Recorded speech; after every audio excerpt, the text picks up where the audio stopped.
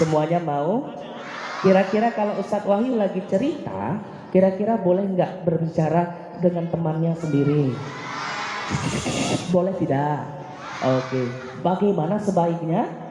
Mendengarkan. Kalau begitu coba angkat tangan kanannya. Yuk. Mana kananmu? Ini kananku. Digoyangkan lebih kencang. Oke, tangan kiri, tangan kiri. Dua-duanya.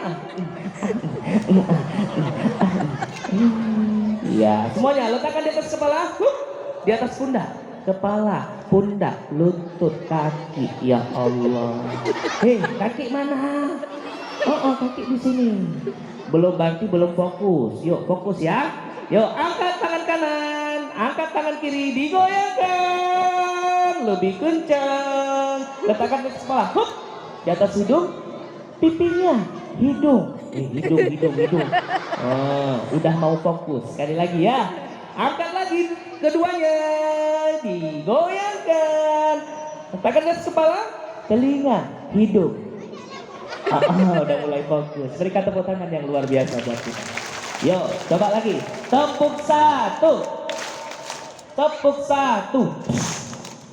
Tepuk satu. Oke, ikuti irama tadi. Tepuk satu. Keren. Tepuk satu. Keren. Ditambah ya. Tepuk satu. Tepuk dulu baru Bunda boleh ikut, Bapak Ibu boleh ikut ya. Tepuk satu. Keren.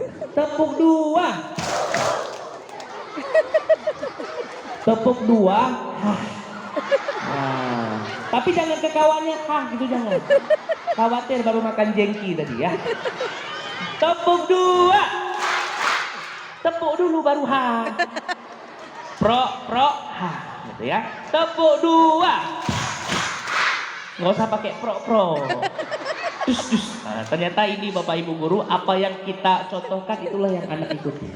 Karena mereka apa yang dilihat itu yang dilakukan. Insya Allah ini menjadi uswatun hasanah. Yuk, tepuk dua. Tepuk satu. Tepuk satu kan udah lupa. Yuk, tepuk satu. Tepuk dua.